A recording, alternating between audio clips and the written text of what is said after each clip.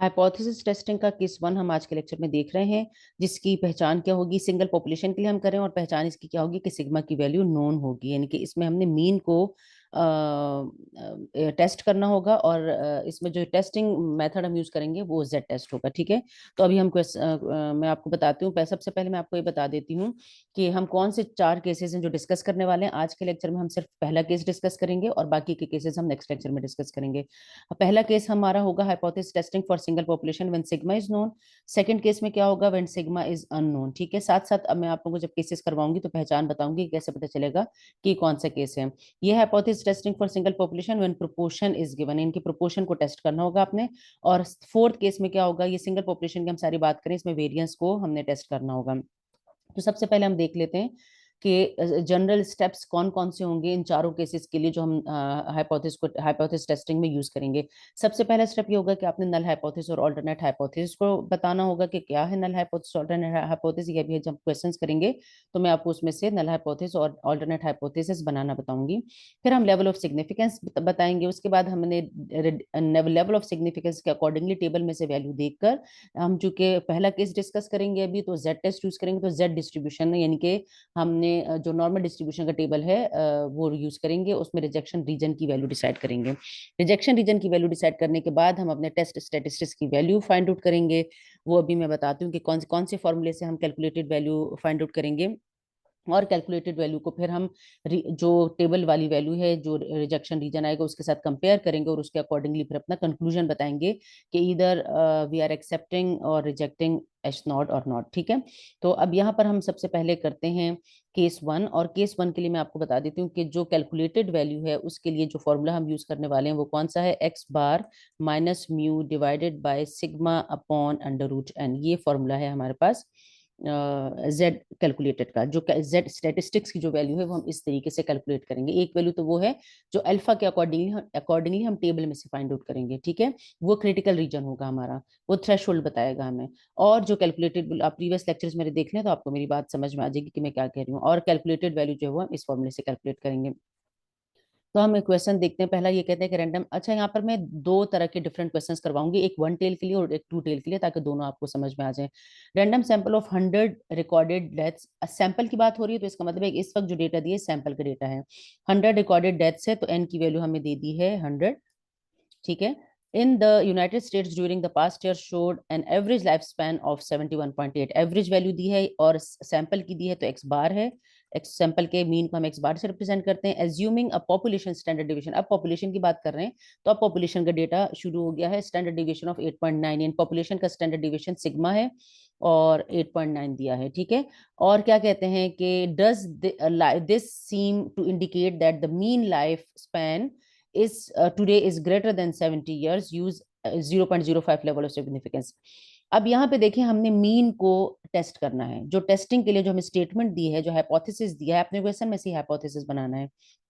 ये कहते हैं कि does this seem to indicate that the mean life span today is greater than 70 years. ठीक है, तो इसका मतलब ये है कि हमने हमारा जो ऑल्टरनेट, हमारा जो नल, सबसे पहला स्टेप क्या होगा, हमने हाइपोथेसिस बनाने। हमारा जो नल हाइपोथेसिस होगा वो क्या है कि मीन, सॉरी म्यू की वैल्यू यहाँ पे लिखनी है हमने। अच्छा, पहचान क्या होगी केस वन की कि आपने मीन को टेस्ट करना है। जो टेस्टिंग के लिए स्टेटमेंट दिए वो मीन है, यानी कि एवरेज वैल्यू को आपने टेस्ट करना है। और हमें सिग्मा की वैल्यू गिवन होगी, यानी कि standard deviation of population will be given. ठीक है, ये पहचान होगी केस वन की।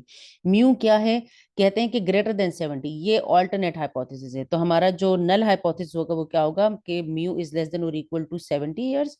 ठीक है, और ऑल्टरनेट हाइपोथेसिस क्या बन जाएगा, ऑल्टरनेट हाइपोथेसिस बन जाएगा कि mu is greater than 70 years. ये हमारे पास बन जाएगा ये हाइपोथेसिस। ठीक है, तो अब हम सब फिर हम अब हम अल्फा की वैल्यू लिखें। सेकंड स्टेप में हमने क्या करना है, अल्फा की वैल्यू लिखनी है। तो अल्फा की वैल्यू लिखने के लिए हम क्या करेंगे, यहाँ पर हम लिखते हैं अल्फा की वैल्यू हमारे पास है 0.05 दी है, यानी कि 5% दी हुई है। और इसके बाद अब हमने क्या करना है, क्रिटिकल रीजन बनाना है। क्रिटिकल रीजन बनाने के लिए आपने क्या करना है, ये चूंकि वन टेल टेस्ट है, यहाँ से आपको पता चलेगा कि वन टेल टेस्ट है। ठीक है, वन टेल टेस्ट है। अच्छा, यहाँ पर देखें, अब हमारा क्रिटिकल रीजन ये बनेगा, इस तरह से बनेगा। यहाँ पर जो क्रिटिकल रीजन हमारा बनेगा वो राइट टेल टेस्ट होगा। ये ग्रेटर देन है ना, तो राइट टेल टेस्ट बनेगा, यहाँ पर आएगी हमारी वैल्यू। ये हम टेबल में से भी फाइंड आउट करेंगे, ठीक है। तो अभी हम टेबल में से देखें कि क्या वैल्यू हमारी आ रही है। तो यहाँ पर अल्फा की वैल्यू ये है। ये चूंकि वन टेल टेस्ट है, तो हम क्या करेंगे, क्रिटिकल रीजन की वैल्यू कैसे डिसाइड करेंगे। क्रिटिकल रीजन हमारे पास बनेगा किस तरीके से, हमने करना है वन माइनस अल्फा। सही है, वन माइनस अल्फा से हम निकालेंगे, वन माइनस अल्फा से वैल्यू निकालेंगे, क्या आएगी हमारे पास। हमारे पास क्रिटिकल रीजन फाइंड आउट करने का तरीका क्या है कि वन माइनस अल्फा करना है। वन माइनस अल्फा से जो वैल्यू आएगी, यानी कि वन माइनस 0.05 आएगी। और वन माइनस 0.05 का मतलब क्या हुआ कि 0.95 वैल्यू आ रही है। अब हमने क्या करना है, अब हमने टेबल में जाना है, जेड स्टेटिस्टिक्स आपने इसमें यूज करना है। टेबल में चलते हैं और इसकी वैल्यू को चेक करते हैं। अच्छा, टेबल में से वैल्यू जब हम देखेंगे तो हमारे पास वैल्यू क्या आई है, 0.95। तो आपने क्या करना है, 0.95 को यहाँ देखना है आपने इस टेबल में, ठीक है। तो 0.95 देखें, जहां से स्टार्ट हो रहा है वहां से आपने देखना है। तो 0.95 स्टार्ट कहाँ से हो रहा है, 0.95 यहाँ से स्टार्ट हो रहा है, ठीक है। यहाँ से 0.95 स्टार्ट हो रहा है, लेकिन आपने क्या करना है, आपने, आप देखें इससे जो एक पिछली वैल्यू है ये भी 0.9495 है, मतलब 94 वाली सीरीज में सबसे बड़ी वैल्यू है। तो इसे अगर मैं राउंड ऑफ करती हूँ तो ये 0.95 ही बनता है, सही है। तो आपने क्या करना है कि इससे एक पिछली वैल्यू ये वाली लेनी है, 0.94 वाली, ये वाली वैल्यू आपने लेनी है। आपने देखना है कि किस रो और किस कॉलम में है। तो ये 1.6 वाली रो में है, और कौन से कॉलम में है, 0.04 वाले कॉलम में। तो आपने क्या करना है, आपने इसको इस तरीके से लिखना है। आप लिखेंगे इसे कि आप इसको इस तरीके से हम लिखेंगे, हाँ, आप लिखेंगे वन माइनस, अच्छा 0.95 हमारे पास वैल्यू हो गई है। आप लिखेंगे वैल्यू हमारी आई है, जेड इज ग्रेटर देन, चूंकि ये ग्रेटर है ना तो आपने ग्रेटर का साइन लगाना है। ग्रेटर देन, क्या वैल्यू आपके पास आ रही है, 1.64 है ना, 1.64 आपके पास आई थी। और 1.64, चूंकि हमने वैल्यू जो थी वो 0.95 वाली नहीं ली थी, उससे एक पिछली ली थी, तो उसको कंपनसेट करने के लिए आपने अगला डिजिट जो है वो 5 लगाना है। ये आपने हर क्वेश्चन में इसी तरह से करना है। तो 1.645 हमारा क्रिटिकल रीजन डिसाइड हो गया, यानी कि इसका मतलब ये है कि 1.645 जो है, यहाँ पर हम लिख लेते हैं 1.645, ये वैल्यू डिसाइड हुई है, क्रिटिकल रीजन का थ्रेशोल्ड ये डिसाइड हुआ है। यानी कि इससे आगे जितनी भी वैल्यू है वो, ये पूरा हिस्सा जो है ये क्रिटिकल रीजन में है, और ये वाला हिस्सा जो है सिग्निफिकेंट रीजन, ये क्रिटिकल रीजन है, ठीक है। अब हम क्या करते हैं, जेड स्टेटिस्टिक्स की वैल्यू निकालते हैं। जेड स्टेटिस्टिक्स की वैल्यू फाइंड आउट करने के लिए फोर्थ स्टेप करते हैं। वैसे यहाँ मैंने कंक्लूजन लिखा हुआ है, वो यहाँ पे अब छुप जाएगा, लेकिन मैं वैसे ही बता दूंगी आप लोगों को। फोर्थ स्टेप में हम क्या करते हैं कि हम कैलकुलेटेड वैल्यू स्टेटिस्टिक की टेस्ट स्टेटिस्टिक्स की कैलकुलेटेड वैल्यू निकालते हैं। तो उसका फॉर्मूला मैंने बताया है, X bar minus mu divided by sigma upon under root N. तो आप लिखेंगे 71.8, ये एक्स बार की वैल्यू, ऊपर मैं डेटा लिख चुकी हूँ, माइनस म्यू की वैल्यू है 70, और डिवाइडेड बाय एक्स सिग्मा है, तो सिग्मा है 8.9, और डिवाइडेड बाय अंडर रूट क्या है, 100, ठीक है। तो आप जब इसे कैलकुलेट करेंगे तो आपके पास वैल्यू आ जाएगी 2.02, 2.02। अब 2.02 आपने देखने का कहाँ लाया कर रहा है, यहाँ लाया कर रहा है या यहाँ लाया कर रहा है।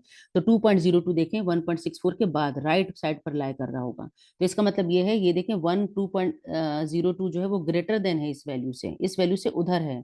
तो इस वैल्यू से वहां क्रिटिकल रीजन स्टार्ट हो रहा है, Z is greater then 1.645, critical reason यहाँ इससे ग्रेटर वैल्यू पर स्टार्ट हो रहा है।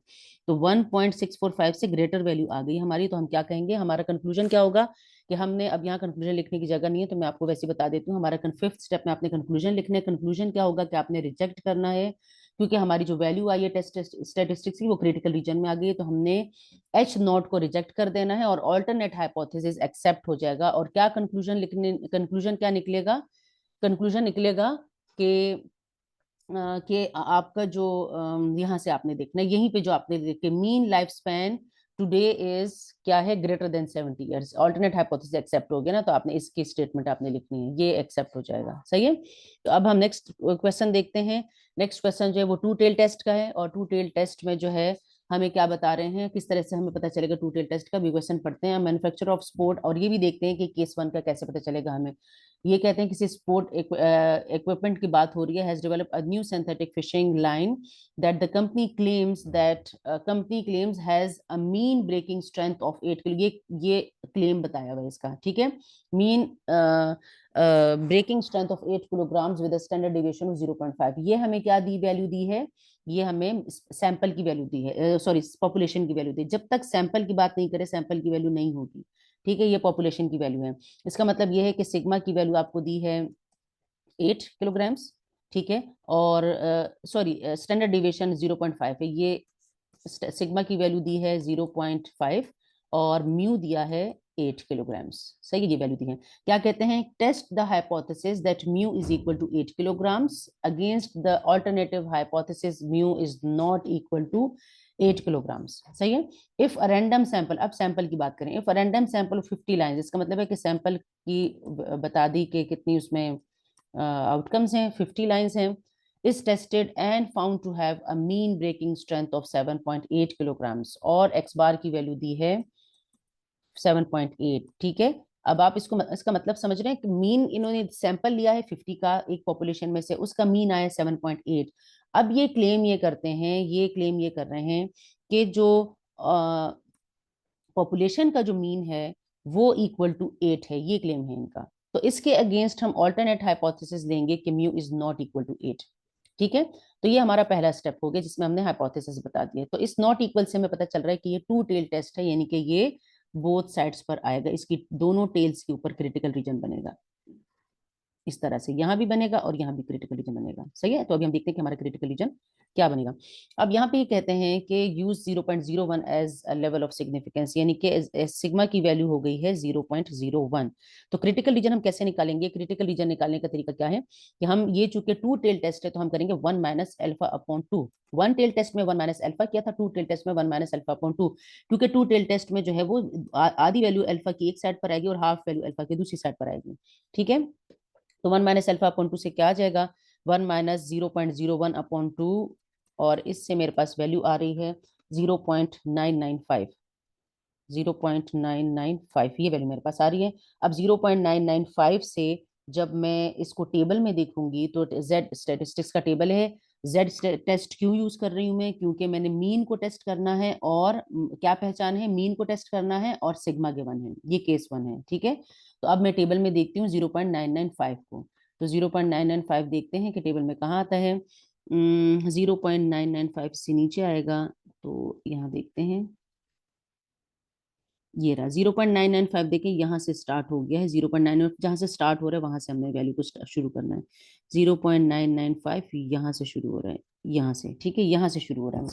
हमने क्या करना है, एक इससे पिछली वैल्यू लेनी है, ये वाली। अब आपने देखना है कि ये जिस रो में है और जिस कॉलम में है, तो आप ये देखें ये 2.5 वाले उसमें है, मैं इस तरह से मार्क करके बता देती हूँ। ये देखें ये वाली जो वैल्यू 0.994 वाली, ये वैल्यू जो है वो 2.5 वाले रो में है। और कौन सा कॉलम बन रहा है, ये ऊपर अब चूंकि नजर नहीं आ रहा तो काउंट कर लेते हैं, 0 1 2 3 4 5 6 7, 7 वाला कॉलम बन रहा है ये, सही है। तो हम लेंगे 2.57 और उसके बाद क्या लगाएंगे, एक 5 हमने उसके बाद लगाना है, ये आपने सब में लगानी है ये वैल्यू। तो क्या वैल्यू आ जाएगी, हमारा जो z बनेगा वो क्या बनेगा, z की वैल्यू हमारे पास बनेगी, हम चूंकि पॉजिटिव और नेगेटिव दोनों बनेगा, क्या वैल्यू आई है 2.575। तो 2.575 यहाँ होगा और -2.575 बोथ साइड्स पर है ना, तो पॉजिटिव वाला राइट साइड पर आएगा, नेगेटिव वाला दूसरी, इसी के साथ माइनस का साइन लगा देना है। यानी कि हमारा जो क्रिटिकल रीजन बन रहा है वो क्या बन रहा है, जेड जो है वो क्या होना चाहिए, ग्रेटर देन, यहाँ क्रिटिकल रीजन यहाँ बन रहा है कि जेड ग्रेटर देन 2.575 में है, और कहाँ पर है, जेड यहाँ पर इस साइड पर, ठीक है। तो यहाँ पर कौन सी वैल्यूज हैं, z ग्रेटर देन यहाँ पर, और z क्या है, लेस देन, ठीक है, यहाँ पर लेस वाली वैल्यूज है, z लेस देन माइनस -2.575, ये हमारा क्रिटिकल रीजन है। अब हमने स्टेटिस्टिक्स की वैल्यू निकालनी है। तो स्टेटिस्टिक्स की वैल्यू निकालने के लिए हम क्या करेंगे, फोर्थ स्टेप हम करते हैं, यहाँ पर मैं कर लेती हूँ फोर्थ स्टेप के लिए आप क्या करेंगे कि आपने यहाँ पर ऐसे मार्क कर लेते हैं। फोर्थ स्टेप के लिए आपने क्या करना है, कैलकुलेटेड वैल्यू निकालनी है, एक्स बार माइनस म्यू। तो एक्स बार हमारे पास क्या है, एक्स बार की वैल्यू है, एक्स बार क्या है, एक्स बार हमने नहीं लिया था इसमें से, अच्छा एक्स बार क्या दिया था, 7.8, ये सैंपल की डेटा दिया हुआ था 7.8 है, सही है। यहाँ में ये मैंने लिखा नहीं था, 7.8 जो है वो मीन है सैंपल का, तो यहाँ पर लिखा हुआ है, देखो सैंपल की बात कर रहे हैं, यहाँ से सैंपल की बात शुरू हुई है और इसी का बताया है मीन वैल्यू बताई, यानी कि एक्स बार की वैल्यू बताई। तो x bar minus mu divided by sigma upon √n, √50 आ जाएगा इस तरीके से। तो आप जब इस वैल्यू को कैलकुलेट करेंगे तो आपके पास वैल्यू की -2.83, -2.83। तो -2.83 कहाँ बन रहा है? -2.83 यहाँ आ रहा है, इस रीजन में आ रहा है। देखिए -2.5 से इधर होगा ना, लेफ्ट पर होगा। तो -2.83 क्रिटिकल रीजन में आ रहे हैं। तो हम क्या करें, लिखेंगे, आप लिखेंगे कि माइनस, अब यहाँ पर जगह नहीं है तो मैं बता देती हूँ आपको ऐसी कि -2.83 lies in the critical region, ठीक है। Therefore reject H naught and accept alternate hypothesis. तो ऑल्टरनेट हाइपोथेसिस हमारा क्या होगा? ऑल्टरनेट हाइपोथेसिस हमारा क्या है कि म्यू जो है वो नॉट इक्वल टू 8 है। सही है, ये हमारा मतलब नल हाइपोथेसिस रिजेक्ट हो गया ना, mu is equal to 8 reject हो गया, तो नल ऑल्टरनेट हाइपोथेसिस एक्सेप्ट हो गया, इज नॉट इक्वल टू 8 है, बल्कि क्या लिखेंगे कि in fact it is less than 8। Less than 8 हम क्यों कह रहे हैं? क्योंकि हमारा ये लेस वाले इसमें आया है ना, यहाँ पर आया है, तो हम कहेंगे कि इनफैक्ट इट, अब जब नॉट इक्वल टू 8 है तो कुछ ना कुछ तो होगा ना, या लेस होगा या ग्रेटर होगा, ठीक है। तो इसके अकॉर्डिंगली आपने कहना है कि लेस देन 8 है। सही है, तो यहाँ पर मैंने लिखा हुआ भी है, ये अगर आपको नजर आ रहा है, ये इसके ऊपर आ गया है कि conclude that breaking strength is not equal to 8 kilogram, in fact it is less than 8। सही है, तो ये हमारा केस 1 हो गया। केस 2 हम नेक्स्ट लेक्चर में डिस्कस करेंगे, जिसमें हम सिग्मा की वैल्यू अननोन होगी।